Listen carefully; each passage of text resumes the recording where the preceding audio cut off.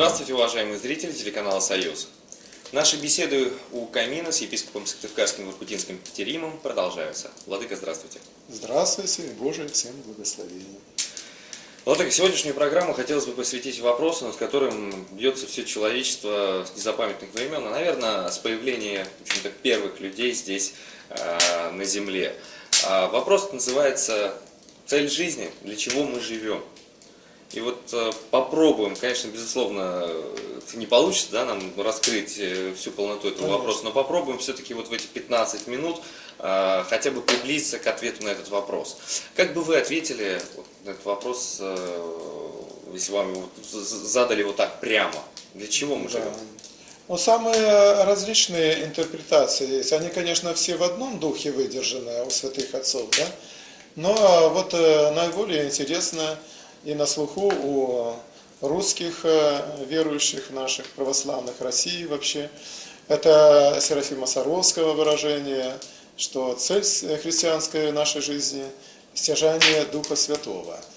Оно заключается, во-первых, в том, что человек сразу же будет видеть себя, видеть свою вот греховную ту сторону, которую может человек скрывать от людей, сам для себя скрывать, не видеть, чтобы не расстраиваться, вот самообманом таким заниматься.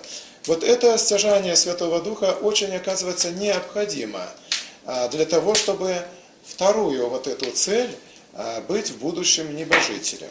Вот чтобы стать небожителем, значит, нужно здесь иметь Духа Святого, видеть свои грехи и совершенствоваться.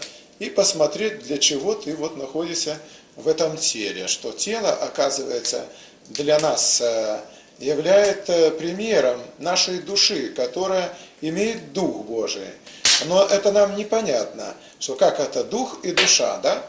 А все-таки, когда душа и тело, здесь понятно, что наша душа может быть мертвая, при том, что живое тело имеет, живой гроб носит, да? Вот живой гроб движется. А сколько раз Господь обличает, что ты думаешь, что ты живой, ты мертвый. Причем кому это? Он говорит, одному ангелу из церквей, то есть епископу. Вот это очень важно понять, что человек может внутри себя уже потерять всякую вот жизнеспособность, потому что он не стяжал Духа Святого себе, и он просто находится в мертвом состоянии, хотя он ангелом по-прежнему, то есть имеет достоинства, иерейские, протоиерейские, священские, диаконские, христиане названия, то есть он ангел, да, он имеет эти все, но он вот так находится в таком положении. Но это что благо, что это еще временно, положение такое, и тело наше временно, потом оно, значит, умирает. А ведь в таком же положении может найтись человек в будущем, когда по святому Августину насильственно уже душа соединится. Вот она не будет хотеть, да, соединиться с вот этим телом своим. Но душа уже в вечности. И вот такое положение нежелательное для этой уже души, которая уже познала, что есть другой мир, убедилась в этом, будет очень болезненно, что и будет адом для человека. Владыка, вот даже в церкви, в общем-то, и все православные христиане благодаря, да, друг другу, они говорят «спаси Господи». И в церкви мы постоянно слышим о том, что наша цель – спастись. Но если церковь называет прихожан теми людьми, которые должны спастись, не получается ли, что эти люди чем-то наказаны тем, что они живут здесь, на земле? Здесь вот такое осознание своей греховности, и человеку, когда спасение желает, значит, надо всегда смотреть, а кто тебя должен спасти? Кто твой спаситель? То есть видеть спасителя, призывать этого спасителя. И у нас в богословии не главное ведь исполнить даже то есть нету такого убеждения, что ты способен вообще-то исполнить все заповеди, да? Но заповеди и добрые дела настолько одобряются богословами, да, и святыми, насколько они в тебе вырабатывают вот смирение. Вот оказывается, вот это смирение, когда ты, оказывается, познаешь, что, оказывается, я не лучше всех, оказывается, я и в самом себе имею не то, что раньше думал, а вот у меня раздражение, гнев, память, злобе и прочее. Вот настолько заповеди, настолько добрые дела твои будут для тебя действительно нужным в будущем, насколько они в тебе выработали это смирение. Ну, Владыка, мы знаем, что Бог всемогущ. Для Бога нет ничего невозможного. Соответственно, и Богу все известно. Он знает, что было, что есть и что будет. Не означает ли то, что Бог видит, чья душа попадет в рай, чья душа отправится в места абсолютно другие, и все уже предопределено. И в какой-то мере жизнь христианина или не христианина, да, она немножко теряет свой смысл, потому что уже все предопределено. Возможна ли такая точка зрения? Я хочу сказать, что сам даже вот термин, как и учение, предопределение, оно осуждено Вселенскими соборами, учением Церкви. И здесь нужно посмотреть на Бога как Творца, как Отца. И Бог сотворил только доброе. Если мы говорим, что грех – это искажение добродетели, ясное дело.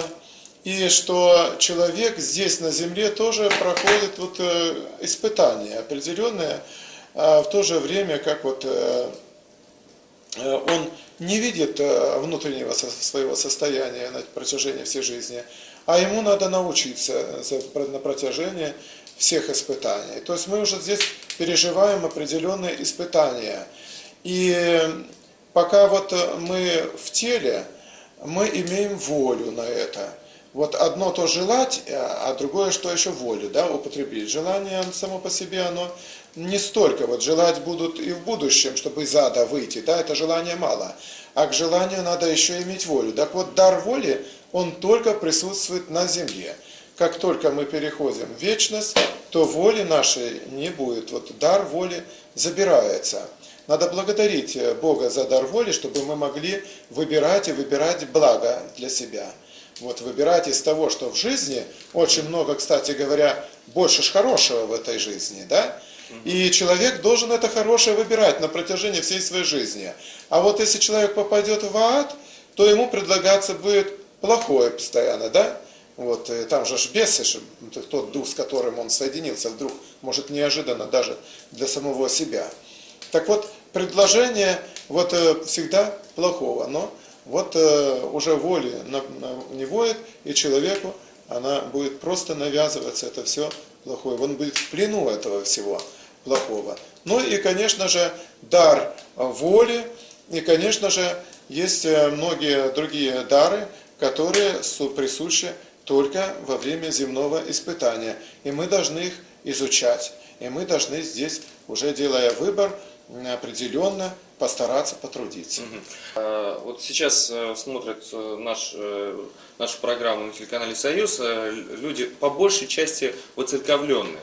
Но я думаю, что не ошибусь, у каждого в семье, среди родственников, там, предположим, двоюродных братьев, сестер, там, дядь, тети и так далее, есть люди неверующие, которые, в общем-то, и не хотят слышать о том, что вот существует душа, которая может быть уже мертвой. Вот он себя чувствует нормально, он живет сейчас нормально, у него все есть, у него достаток есть.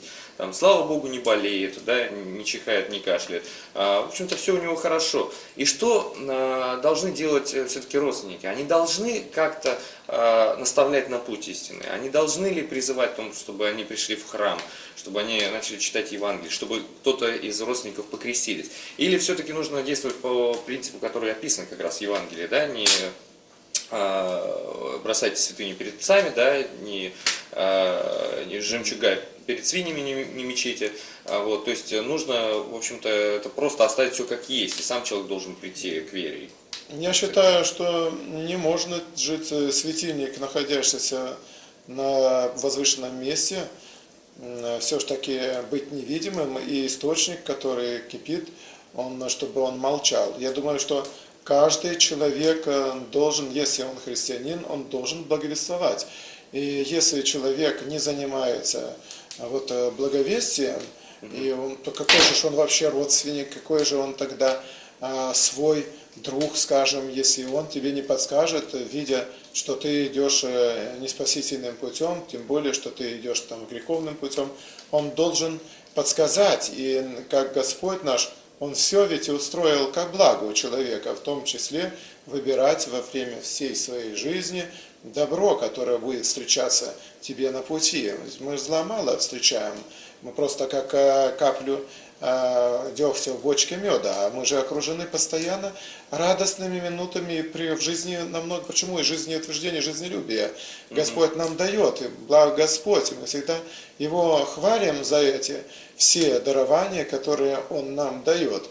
И в будущем, когда будет уже разделение, то на праведных жизни в аду и в раю, то нужно сказать, что Бог ведь зла не сотворил, и Он только благ, но другое дело, что человек сам выбрал то, что ему и хотелось. Он соединился, человек, с тем духом, который ему ближе. Вот действительно, мы собираемся по духу уже здесь, на земле. Уже здесь мы выбираем. И поэтому, если человек не благовествует, то какого же он духа тогда получается?